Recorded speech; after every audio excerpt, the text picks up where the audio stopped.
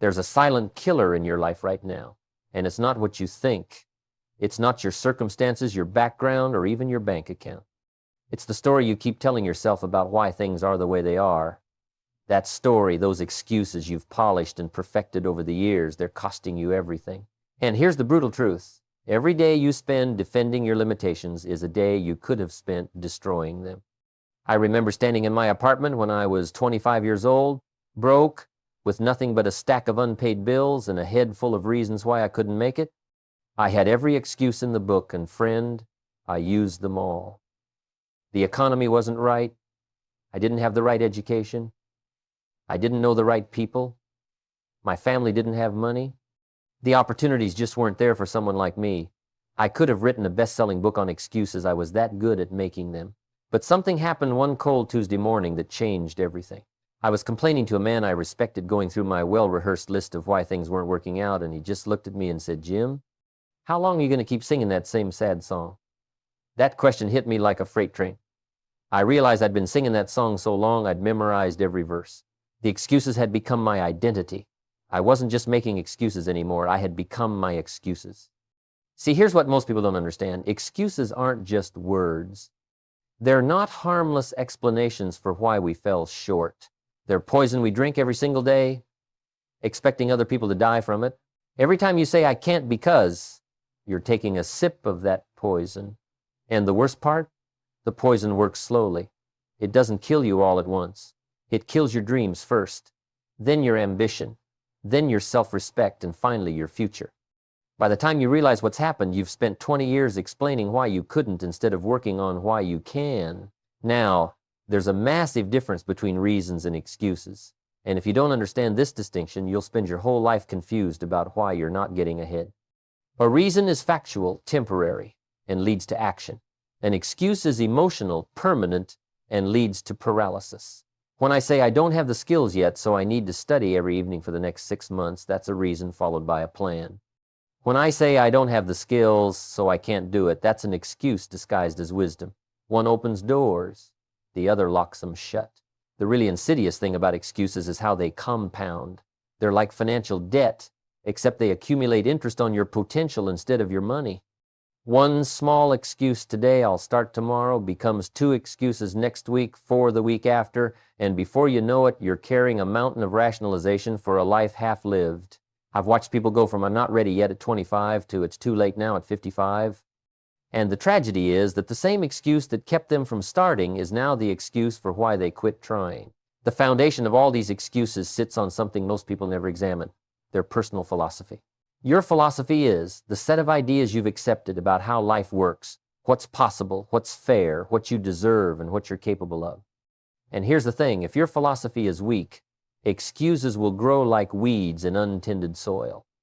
If you believe life is mostly luck, you'll excuse your lack of preparation. If you believe success is for other people, you'll excuse your lack of effort. If you believe the deck is stacked against you, you'll excuse every failure as proof you were right all along. I spent years operating on a poverty philosophy without even knowing it. My father was a good man, worked hard his whole life, but he had this idea that wealth was for other people, people who got lucky breaks, people with connections, people born into the right families. I inherited that philosophy like I inherited his last name. And that philosophy created a perfect environment for excuses to flourish. Why try to build wealth when the game is rigged? Why develop new skills when opportunities only come to the chosen few? See how that works? The philosophy justifies the excuse, and the excuse reinforces the philosophy. It's a vicious cycle that keeps people trapped for entire lifetimes. Everything changed for me when I met a man who challenged every single assumption I had about how the world works.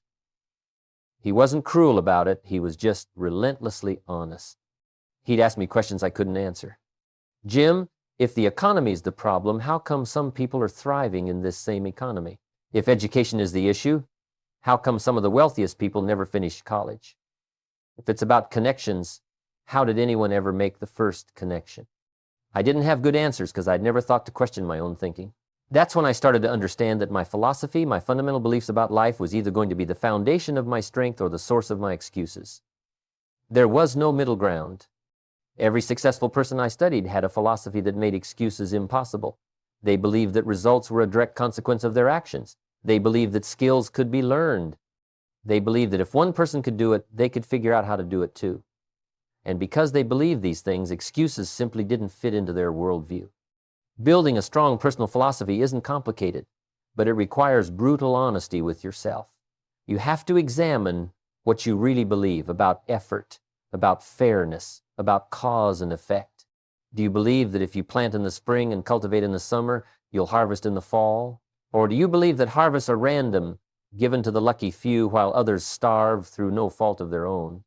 Because if you believe the latter, you'll never plant seeds, and then you'll use the absence of harvest as proof that you were right. The excuse validates the philosophy, and the cycle continues. The relationship between what we believe and what we tolerate is direct and unforgiving. If you believe you're capable of more, you won't tolerate mediocrity in your daily life. If you believe your time is valuable, you won't tolerate wasting it. If you believe you're responsible for your results, you won't tolerate blaming others. But if your philosophy is weak, if you believe you're a victim of circumstances, if you believe success is mostly luck, if you believe you're limited by factors outside your control, then you'll tolerate excuse-making because it fits perfectly with what you believe about how life works. Taking responsibility is the antidote to excuse-making, but it's not easy because responsibility is heavy. It's much lighter to blame the economy, the government, your parents, your education, your circumstances, your boss, your spouse, or your bad luck. Excuses are light as feathers in the moment, but here's what they don't tell you. Excuses are light to carry today and crushing to carry for a lifetime. Responsibility is heavy to pick up today and liberating to carry for a lifetime. The weight you're willing to bear today determines the freedom you'll experience tomorrow. When you truly accept responsibility for your life, not just intellectually, but in your bones, excuses become impossible. Not difficult, impossible. Because responsibility and excuses cannot coexist. The moment you say, I am responsible for where I am and where I'm going, every excuse loses its power. It doesn't matter what happened to you. It doesn't matter what advantages others have. It doesn't matter how many times you've failed before. All that matters is what you do with today, this hour, this moment. That's the foundation.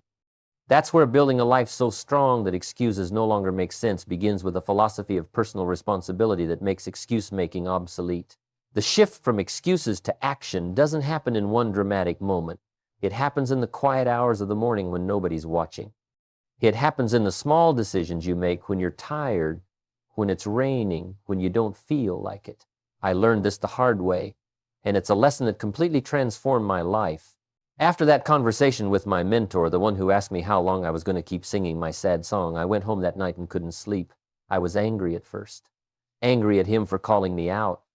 Angry at myself for needing to be called out. But somewhere around 3 a.m, the anger turned into something else. It turned into a decision. I decided that starting the next day, I was going to do something different. Not everything different, just something different. The next morning, I set my alarm for 5:30.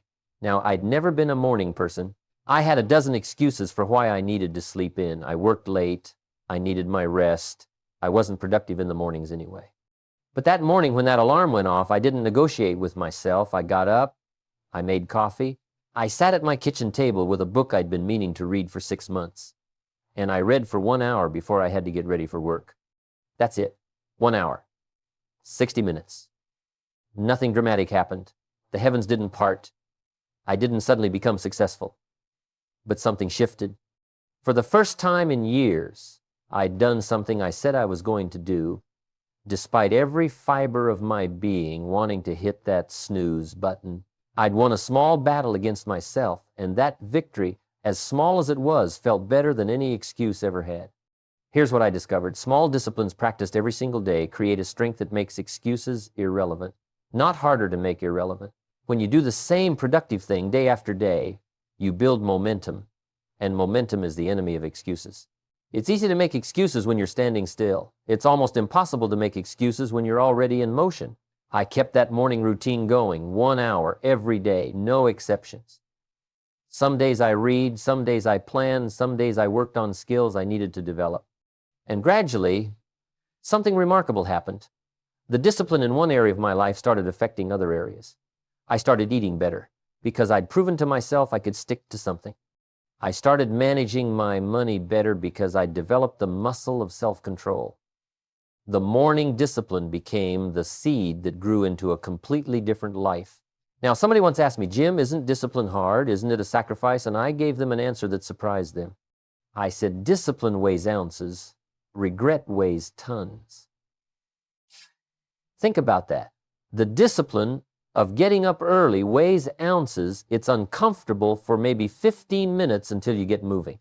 The regret of wasting your mornings for 20 years weighs tons. You'll carry that weight for the rest of your life. The discipline of watching your spending weighs ounces. It's a momentary pause before you buy something you don't need. The regret of being broke at 65 weighs tons. People get this backwards. They think discipline is the hard path and that taking the easy way is somehow easier. But easy doesn't stay easy. Easy becomes harder over time. The easy choice to skip the workout becomes the hard reality of poor health. The easy choice to avoid the difficult conversation becomes the hard reality of a broken relationship. The easy choice to put off learning new skills becomes the hard reality of obsolescence. Easy compounds into hard. Discipline compounds into easy. The key is understanding the compound effect of consistent action. Most people quit because they don't see immediate results. They read for an hour and don't become brilliant. They exercise for a week and don't become fit. They save money for a month and don't become wealthy. So they quit and go back to their excuses. See, I tried and it didn't work. But that's not how life works. That's not how anything valuable works. If you plant an oak tree seed and come back the next day, you won't see an oak tree. Come back the next week, still no oak tree. Most people would dig up the seed, declare it dead, and go back to complaining about the lack of shade in their yard. But if you plant that seed and water it, protect it, nurture it, and wait not days, not weeks, but years, you'll eventually have shade for generations. The same principle applies to every area of your life. I started replacing my excuse patterns with discipline patterns. And the transformation wasn't instant, but it was inevitable. Every time I used to say I'm too tired, I'd make myself do it anyway for just 15 minutes. Every time I used to say I don't have time, I'd eliminate something useless from my schedule to make time. Every time I used to say I don't know how, I'd spend an hour learning. The excuses didn't disappear all at once. They faded gradually as the disciplines grew stronger. There's another element to this that most people miss: timing. Life operates in seasons, and you have to plant in the right season if you want to harvest. Spring is for planting. Summer is for cultivating and protecting your crop. Fall is for harvesting. Winter is for planning and preparing for the next spring. You can't harvest in the spring. There's nothing there yet. You can't plant in the winter. The ground won't receive it. Too many people are trying to harvest before they've planted and cultivated. They want the promotion before they've developed the skills. They want the relationship before they've become the person worthy of that relationship. They want the income before they've created the value. And when the harvest doesn't come, they use it as an excuse to stop planting altogether. See, this doesn't work for me. But they violated the fundamental law of seasons. You reap what you sow, but you don't reap the same day you sow. There's always a season in between, a season of discipline, cultivation, and patience. The disciplines that eliminate excuses aren't complicated. Wake up at the same time. Read every day. Exercise your body. Watch your spending. Keep your promises, especially the ones you make to yourself. Review your goals. Improve your skills. Serve others. These aren't secrets. They're not hidden knowledge available only to the elite. They're simple disciplines available to anyone willing to practice them. But here's where it gets interesting. As you develop discipline, you simultaneously develop competence. And competence is the greatest excuse killer that exists. When you're good at something, when you've invested the time to become skilled, you don't need excuses anymore because you can actually perform. The amateur needs excuses because they haven't done the work. The professional needs results because they have done the work. I was terrified of public speaking. Absolutely terrified. I had every excuse you can imagine. I'm not naturally charismatic. I didn't go to the right schools. I get nervous in front of people. My voice isn't commanding. I don't have anything important to say. I could have hidden behind those excuses for my entire life, and nobody would have blamed me Lots of people are afraid of public speaking. But I realized something. My excuses were protecting me from temporary discomfort while robbing me of permanent growth. So I made a decision. I joined a speaking group. I showed up every week. I was terrible at first. I mean, genuinely awful. My hands shook. My voice cracked. I forgot what I was saying mid-sentence. But I kept showing up, kept practicing, kept getting feedback, kept improving. After 6 months of consistent practice, something shifted. I wasn't afraid anymore. I wasn't gripping the podium with white knuckles. I wasn't losing sleep the night before a presentation. The excuses that used to protect me from speaking became irrelevant because I'd developed the competence to actually do it. The skill eliminated the need for the excuse. That's when I understood a profound truth. Self-respect comes from doing what you said you would do, especially when it's difficult. Every time you keep a promise to yourself, you make a deposit in your self-respect account. Every time you break a promise to yourself, every time you choose the excuse over the discipline, you make a withdrawal. And when your self-respect account is empty, excuses are all you have left. You need them to protect your ego from the reality that you've let yourself down repeatedly. But when your self-respect account is full, when you've got a track record of keeping promises to yourself, of doing the hard things, of following through, when it's uncomfortable, excuses become obsolete. You don't need to protect your ego anymore because you're genuinely proud of who you're becoming. The person who exercises every morning doesn't need an excuse for why they're out of shape because they're not out of shape. The person who reads every day doesn't need an excuse for why they're uninformed because they're not uninformed. Competence built through discipline eliminates the circumstances that require excuses. The greatest investment you'll ever make isn't in stocks or real estate or gold. It's in yourself. It's in your skills, your knowledge, your character, your discipline. I learned this from a mentor who told me something I've never forgotten. Formal education will make you a living. Self-education will make you a fortune.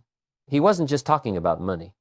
He was talking about the fortune of being capable, competent, and confident traits that make excuses unnecessary. I spent years working jobs I didn't like, and I could have blamed the jobs. I could have blamed my boss. I could have blamed the economy. But instead, I got a library card. Free. No excuses about money. I started reading everything I could find about business, philosophy, communication, leadership. I invested my evenings in becoming someone different, someone better equipped for the life I wanted to live. Nobody paid me to do this. Nobody made me do it. I did it because I understood that the greatest favor I could do for my future was to develop myself in the present. Skills, knowledge, competence, these are the building blocks of a life so strong that excuses crumble in its present. When you can actually do the thing, you don't need a story about why you can't do the thing. It's that simple. And the beautiful part is that skill development is available to everyone. You might not control your circumstances. You might not control the economy. You might not control what other people do. But you absolutely control whether you invest in yourself or invest in your excuses. That choice is yours, and it's a choice you make new every single day. Now let's talk about something that makes people uncomfortable but absolutely must be addressed if we're serious about building a life without excuses: money. Financial pressure creates more excuses than almost anything else in life. When you're broke, when you're living paycheck to paycheck, when you've got creditors calling and bills piling up, it's almost impossible not to make excuses. The stress clouds your judgment. The desperation makes you short-sighted. The weakness in your finances creates weakness in your thinking. I know this because I lived it. There was a time when I had more month than money, more bills than income, more obligations than options, and the excuses flowed freely. I can't invest in myself because I don't have the money. I can't take that opportunity because I can't afford the risk. I can't change jobs because I need this paycheck. I can't. All of it true in the moment, all of it devastating over time. The turning point came when I hit absolute rock bottom financially. I'm talking about the kind of broke where you're counting change to buy groceries. I could have blamed everything and everyone, and for a while I did. But then I realized something that changed everything. Being broke is a temporary condition, but being poor is a state of mind. I was broke financially, but I didn't have to be poor mentally. I could start thinking differently even before my bank account changed. That's when I learned the most important financial discipline of my life. Live on 70% of your income. Not 95%, not 100%, 70. Take the first 10% and give it away, charity, church, causes you believe in. Take the next 10% and invest it, stocks, real estate, your education, your business. Take the next 10% and save it for financial emergencies and opportunities. Then live on what's left. When I first heard this, I thought it was impossible. I was barely making it on 100% of my income. How could I possibly live on 70? But here's what I learned. You live on what you have. If you make 1,000 and spend 1,000, you live on 1,000. If you make 1,000 and commit to living on 700, you figure out how to live on 700. It's not easy, but it's simple, and it's the foundation of financial strength. Living below your means creates margin, and margin creates options, and options eliminate excuses. When you've got money in the bank, when you're not drowning in debt, when you're not terrified of the next unexpected expense, you can think clearly. You can make decisions based on opportunity instead of desperation. You can say no to things that don't serve you because you're not financially desperate to say yes to everything. The money pressure most people live under isn't just about the numbers, it's about what the numbers do to your mind. When you're financially weak, you think short term. You can't afford to think about 5 years from now because you're worried about 5 days from now. You take the quick dollar instead of building something substantial. You stay in the job you hate because you can't afford the transition period to something better. Financial weakness doesn't just limit your options, it limits your thinking.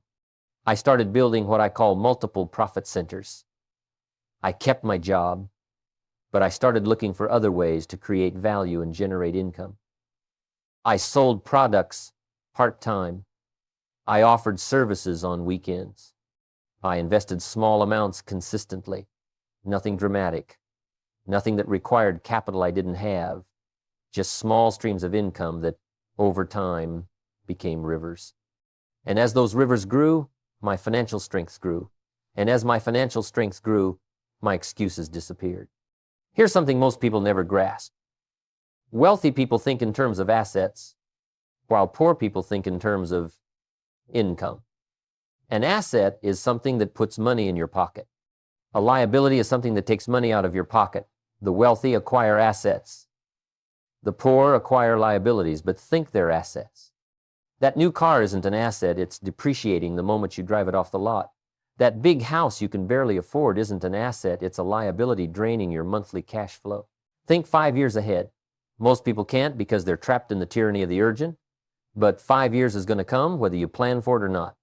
The question is, will you arrive at that future with more options or fewer? With more strength or more excuses? Start building today what you'll need 5 years from now. Invest in skills that will increase your income. Build savings that will create security. Develop streams of income that don't depend on trading your time for money. Financial strength isn't about being rich. It's about being free from the desperation that makes excuses necessary. It's about having enough margin to think clearly, plan intelligently, and act decisively. When money stops being your master and becomes your servant, a whole category of excuses becomes obsolete.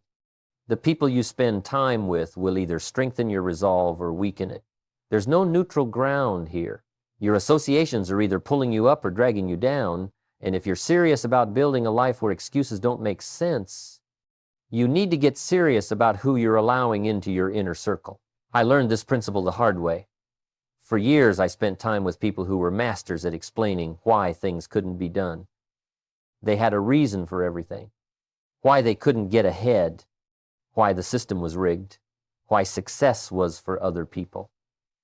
And the dangerous thing about being around excuse makers is that their thinking becomes contagious. Before long, I found myself adopting their perspective, using their language, making their excuses. Then I met someone who changed my trajectory entirely. He was successful, disciplined, and he had absolutely no patience for excuses. The first time I tried to explain why I couldn't do something, he cut me off mid-sentence and said, "I didn't ask for your explanation of why you can't. I asked what you're going to do about it." That conversation made me uncomfortable. Actually, it made me angry. But it also made me think. I started to notice something. The 5 people I spent the most time with, their average income was almost identical to mine. Their attitudes were almost identical to mine. Their excuses were almost identical to mine. We were all reinforcing each other's limitations. We'd sit around and validate each other's reasons for not taking action. It felt supportive in the moment, but it was actually destructive over time. We were keeping each other stuck. Making the decision to change your associations is painful. These aren't bad people. They're just people going in a different direction than you need to go. When I started pulling away from my old circle and spending time with people who were achieving what I wanted to achieve, I felt disloyal. I felt like I was abandoning my friends. Some of them even accused me of thinking I was better than them. That hurt. But here's the truth I had to accept. If you want to fly with eagles, you can't keep scratching with turkeys. That sounds harsh, but it's reality. People who are committed to excuses will not celebrate your commitment to growth. They'll feel threatened by it. They'll try to pull you back down to their level because your growth exposes their stagnation. You have to be strong enough to withstand that pressure. The people you need in your life are the ones who won't accept your excuses. They're the ones who see your potential even when you don't. They're the ones who will challenge you, push you, and refuse to let you settle for less than you're capable of. Find a mentor who's been where you want to go. Find peers who are committed to growth. Find people who make you better just by being around them. But associations alone aren't enough. To truly build a life where excuses are obsolete, you need to eliminate your escape routes. When the Spanish conquistador Cortés landed in Mexico, he burned his ships. His men couldn't retreat because there was nothing to retreat to. They had to move forward. They had to win. Failure wasn't an option because they'd eliminated the option of giving up. Most people keep their escape routes open. They start a business but keep their job just in case. They commit to a goal but don't tell anyone in case it doesn't work out. They take a step forward but keep one foot planted firmly in their comfort zone. And those escape routes become the very excuses they use when things get difficult. Well, I tried, but I can always go back to. Commitment means burning the ships. It means making your goals public so you can't quietly quit when nobody's watching. It means investing so much time, energy, and resources that turning back becomes more painful than pushing forward. It means building systems and structures that make success the path of least resistance. I started designing my environment for success instead of hoping I'd have enough willpower to overcome a terrible environment. I removed temptations. I automated good decisions. I put my goals where I'd see them every single day. I told people what I was committed to achieving so their expectations would hold me accountable. I made success easier than failure. Here's what I discovered. When you eliminate your escape routes, when you surround yourself with people who won't tolerate your excuses, when you build systems that make success automatic, something remarkable happens. The excuses stop making sense. They become irrelevant. Not because life gets easier, but because you've built a structure so strong that the old excuses can't fit inside it anymore. The life you want is on the other side of the excuses you're making. Build your associations, eliminate your escape routes, and create an environment where strength is the only option. So here we are, we've covered a lot of ground, and now comes the most important question. What are you going to do about it? Because everything we've talked about means nothing if you walk away from this and go right back to the same patterns, the same excuses, the same life you've been living. The truth is, you already know what you need to do. Deep down, beneath all the stories you've been telling yourself, you know. You know which excuses you've been hiding behind. You know which disciplines you've been avoiding. You know which relationships are holding you back. You know where you've been weak when you needed to be strong. The question isn't whether you know. The question is whether you're finally ready to act on what you know. Building a life so strong that excuses no longer make sense isn't a one-time decision. It's a series of small decisions made consistently over time. It's the decision you make tomorrow morning when that alarm goes off. It's the decision you make when you're tired, but you committed to doing something anyway. It's the decision you make when the excuse is right there, perfectly reasonable, completely justified, and you choose the discipline instead. Start today. Not tomorrow, not next week, not when conditions are perfect. Today. Pick one excuse that's been running your life and replace it with one discipline. Just one. Get up earlier. Read for 30 minutes. Save 10% of your income. Call that mentor you've been avoiding. Make that difficult change you've been postponing. Take one step in the direction of strength. And then tomorrow, do it again, and the next day, and the day after that. Because this is how lives change. Not in dramatic moments of inspiration, but in quiet moments of decision. Not when you feel like it, but especially when you don't. Not when it's easy, but precisely when it's hard. The seasons of life will continue to turn whether you participate or not. Spring will come, and the question will be, did you plant? Summer will arrive, and the question will be, did you cultivate? Fall will be here before you know it, and the question will be, is there anything to harvest? You can spend the next 5 years making excuses for why you didn't plant, or you can spend it building something so substantial that excuses become a distant memory. Your life is your responsibility, not your parents' responsibility, not your spouse's, not the government's, not the economy's, yours.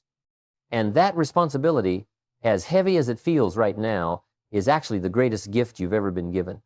Because if it's your responsibility, then it's also your opportunity. You get to decide. You get to build. You get to become. The excuses will always be there, waiting for you, ready to comfort you, eager to explain why you couldn't. But so is the life you're capable of living, the strong life, the disciplined life, the life without regrets. Which one you choose starts right now with the very next decision you make. Make it a good one.